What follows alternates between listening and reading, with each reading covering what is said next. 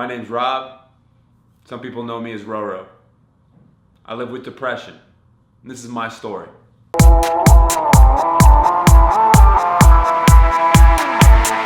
Now, living my life, getting out dreams. I'ma do just what I want. Looking ahead, no turning back. People told me slow my roll. I'm screaming out.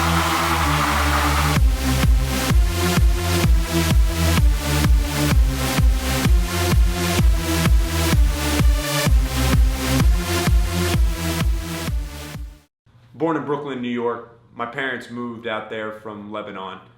They came over to the States in search of a better life, in search of more opportunity for themselves and their family. My mom was in the Navy. My dad was a delivery driver in the freezing New York cold. They worked really hard, and it was all for me. When I came along, they decided to move out to Virginia. They moved to Virginia to start a Middle Eastern food company. So food's always been the family business. It's always been in my blood. It's always been a part of me. Growing up, it was hard for me to find my place. I bounced around from school to school, being Middle Eastern, but looking more Leave It to Beaver than TSA random checks. It was kind of hard for me to identify myself. It's hard for me to find my place in the world. I got bullied for my weight. I found it hard to make friends. I always felt insecure and uncomfortable. Then high school came along. I still was lost, still trying to find my way. Stumbled upon football. Growing up, I never really played sports. My father never really played catch with me growing up. I've realized that football became my escape.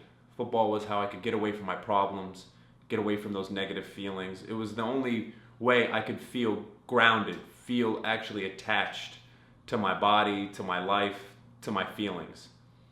I put my heart and soul into it and eventually got a walk-on spot at the College of William & Mary. During my time at William & Mary, I was going through a lot. My family was going through a lot. My parents had gotten divorced. My mom was reeling and trying to find a job. My baby sister wasn't doing well and developing a condition called POTS. My grandmother was on her deathbed. So much pain going on around me that I didn't know how to deal with, that I couldn't stop. I felt so helpless. I felt so detached.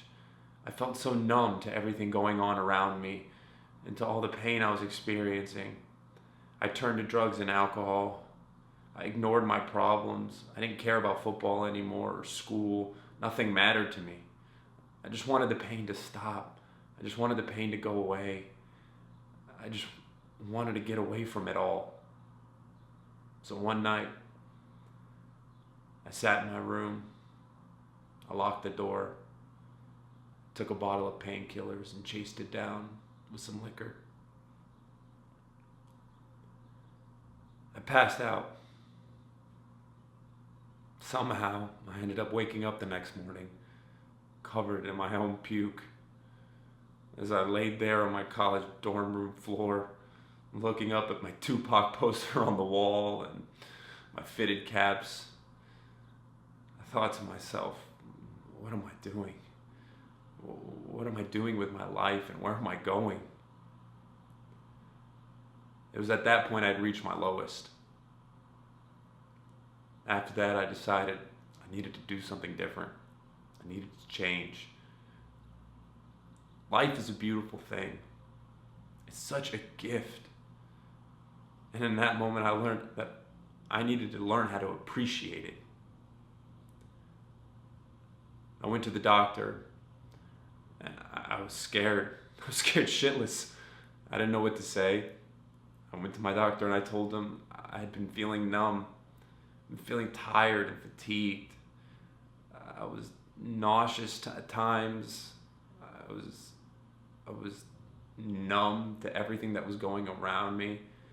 I thought I was crazy. I'm a big guy, macho, manly football player. How could something be wrong in my mind? My doctor told me that I was diagnosed with clinical depression. Clinical depression, similar to other kinds of depressions. So I was put on a treatment of antidepressants. At first, it had helped a little bit. After I went through my rehab program, I got put on a better path. Now, I'm not saying I was healed. I'm not saying I was put back together and made whole. But the tools that I learned, the coping mechanisms that I was taught, really helped me deal with the problems that were going on in my life in a more positive way, to have a less harmful effect on myself with the things I was dealing with. I sought help, and I was getting it. It still wasn't enough though, but it was a step in the right direction. The things I learned, the people I talked to, the stories I heard really helped me come to terms with what I was dealing with and what I was living with. Moving forward, I wasn't fully healed. I was still broken, but I now had the tools I needed to get on a better path in life, a more positive path in life. I was heading in a direction where I could finally accept myself for who I was. I could finally see myself for all my flaws and all my imperfections, and understand that those are what made me who I am and what make me who I am today. I think we all need to understand that we aren't perfect. Things happen. We're going to be faced with darkness in our lives. But we need to understand that we are not alone in that fight. Mental health is something we need to take seriously. Mental illnesses are something that can affect us, mind, body, and soul.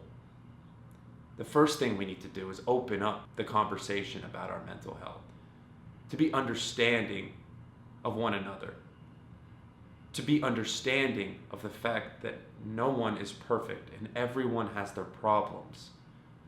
This is my story. I own it and I share it. I share it with you in hopes that it makes you feel more confident in accepting yours, more confident maybe to even share yours with others. We need to open the discussion about mental health. We need to understand that we're not alone in the darkness, that everyone faces the darkness in their lives at some point or another. But it's important to know that you're not alone. Join me and countless others in Washington, D.C. on June 17th for the Out of the Darkness Walk, held by the American Foundation for Suicide Prevention. As we take a stand, as we walk together to fight suicide and change the conversation of mental health. Below are the links for the registration for the walk and for my donation page.